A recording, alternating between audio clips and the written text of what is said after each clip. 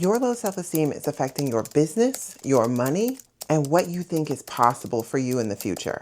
Hi, if you've never met me before, my name's Alyssa. I'm a lot of things. I'm a business coach, I'm a mindset coach, I'm an astrologer. Most importantly, I'm here to help you use your astrology to see your emotional blocks that are causing you to not increase your revenue in your business. There's so many things that are left out of the conversation on self-esteem that it's maddening. What I think is most important is that you understand what makes up self-esteem. So for today's purposes, we're going to define self-esteem as how you regard yourself. Have you ever heard political figures say that they hold somebody in high esteem? That means they see that person as important. They're reverent towards that person. They care what that person thinks and how that person is experiencing them. Self-esteem is just you turning those emotions on yourself. You're reverent towards what you need. You care about how you're experiencing something over a stranger or somebody in a higher position than you. And when you don't have healthy self-esteem, it doesn't even have to be high. Once it gets past a healthy level, that's when you start getting in trouble. When you don't have healthy self-esteem and you're trying to run a business, you're going to end up trying to make your business do something your business is not designed to do. You're going to end up trying to make your business solve some emotional problems for you. You're going to end up trying to make your business prove that you're not a loser. You're going to end up trying to make your business prove that you can be successful. You might be trying to make your business prove that you're smart enough, that you're not your parent, that you're better than where you came from. All of those things are actually inside jobs. Your business isn't necessarily supposed to do that. Yes, it can be a reflection of that belief about yourself.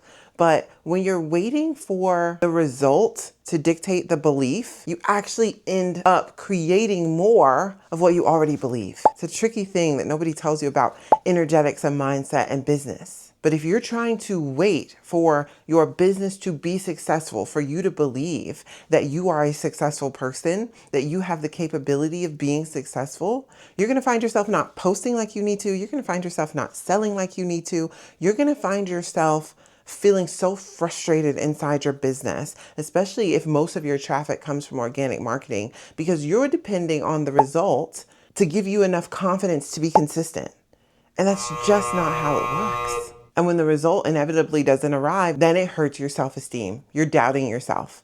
You're getting invited to things and you feel like a fraud. You find it hard to say what you do or talk about your business. These are all really evident markers that we've got to do some self-esteem work. So in this video, I'm going to tell you what self-esteem is made of and how, once you evaluate what component you're missing or deficient in, it makes it a lot easier to start doing the work of rebuilding your self-esteem.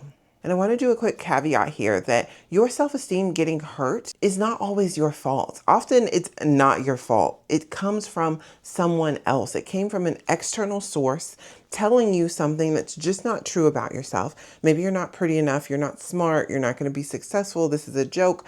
Whatever it was, you needed their support and they didn't give it to you. And because they didn't give it to you, it hurt your self-esteem. This is what I'll tell you, and I tell all my clients: the wound is not your fault, but the healing is your responsibility. You found this video because it's time to heal this. Before we talk about what self-esteem is, let's talk about what self-esteem isn't. Self-esteem isn't confidence. Confidence or self-confidence actually has to do with how hard you perceive the task to be and how high you perceive your ability to be. So confidence is more situational. It comes and goes. A lot of people with low self-esteem have confidence that they can do things. A lot of the patterns that I see with some of my clients with low self-esteem is that they are able to do so much for other people. People call them all time of day, all time of night, giving them all kind of tasks that have nothing to do with them. And that person is confident that they can do it, and they're confident that they can do it. They don't want to do it. There's no benefit to them of doing it except to not make that person mad, but they know that they can do it. There's a confidence there. You have probably achieved a lot in this life, but you still might not feel like you have high self-esteem. Self-esteem doesn't always correlate with your achievements, especially if you didn't get the love and support from the people around you for that achievement. And I want to make sure you know self-esteem also isn't arrogance or pride. Arrogance and pride, to me, are more dimmer switches on your confidence. So if you're arrogant, your confidence is all the way up, no matter what task is in front of you and your ability to actually complete that task. Pride is more about the end result of you having done a task and been confident about it, or maybe not been so confident about it. Pride happens after you have the proof that you have completed the task, whether or not you thought you could do it. So I want to push those out of the way. Those are not self-esteem.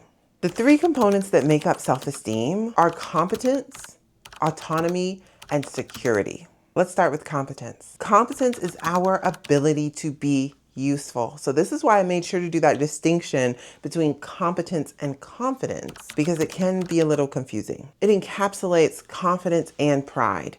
Competence is your ability to know that you're going to do a skill well, and then know that you did the thing well. So sometimes we think that we can do something well, but in actuality, we don't actually have a good metric of whether or not we actually did it well. We're just like, good enough for me. And this is the part of self-esteem that's actually overemphasized in our society, which is why a lot of Black families and immigrant families think, go be a doctor, go be a lawyer, go be an engineer, right? And that's supposed to give you the self-esteem and the self-confidence because you're making the family proud, right? But it totally discounts how you feel about being a doctor, a lawyer, engineer, and the journey to get there. But I think there are a lot of millennials that are waking up to the fact that competence was sold to us as, if you are competent, if you have mastery in a skill, that will give you the self-esteem, like then you'll have the money and a happy life. And we're realizing that was a lie. So it takes a level of self-esteem to be able to course correct your life and say, actually, I don't want to go to law school. I want to do nails. But so many people in our society, because they don't understand self-esteem, read this loss of credentials as now you are less worthy. And it's just not true. This is why you might have built a high achieving business. You might have a lot of clients that look to you. You might have a lot of students in your courses, but you still feel a little empty because you're thinking that competence and mastery in your skill is going to be enough to shepherd in high self-esteem. And that's only one piece. But it's also hard to have high self-esteem when you feel like you keep failing at things because you don't have this level of competence that you need to actually reach the level of success that you're looking for. Competence is an important piece, but it's not the whole shebang. Second pillar of self-esteem is autonomy. Now we can break autonomy up into a few different pieces. Autonomy is the freedom to think, spend, and be on your own terms. A lot of entrepreneurs built their businesses to escape the lack of autonomy that comes with a 9-to-5, but then end up feeling trapped in their business anyway. I teach my clients that the freedom of autonomy is broken down into three important pieces: freedom of mind, freedom of money, and freedom of relationships. All freedom is actually broken down into two component parts: freedom from and freedom to.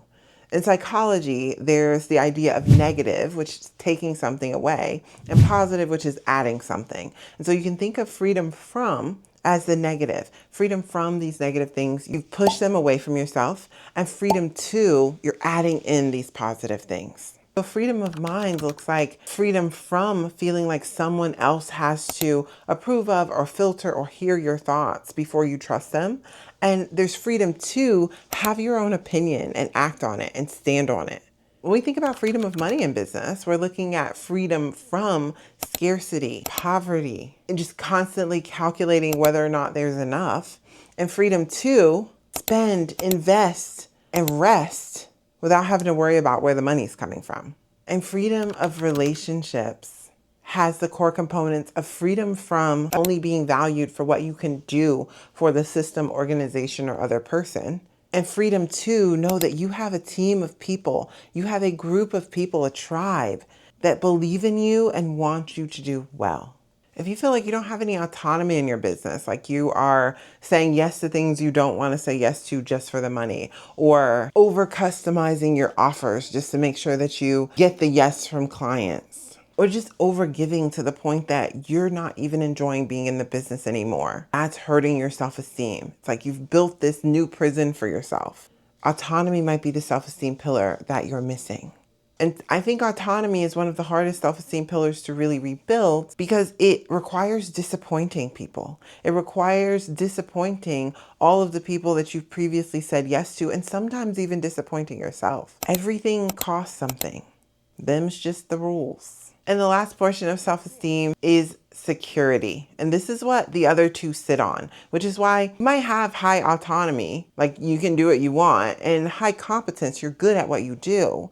But if you don't have the security piece, those two are going to feel a little topsy-turvy. Security is being safe and valued independent of your performance. We hear it all the time with job security. When you're working a 9 to 5, you want job security, which is you want to know that no matter what, even if you have a bad day, a bad month, a bad year, you're still going to have that job. Some people have very little material wealth, but they still have high self-esteem because of this piece. They have high security. They're secure in themselves. They're secure in what they stand for, what they do, and what they want. And other people have everything, but still feel unstable because their security is so conditional on material things or approval from some higher source. Or your security might depend on you feeling productive. And so when you don't feel productive, you don't feel secure. Self-esteem isn't a personal growth project that's sitting outside your business.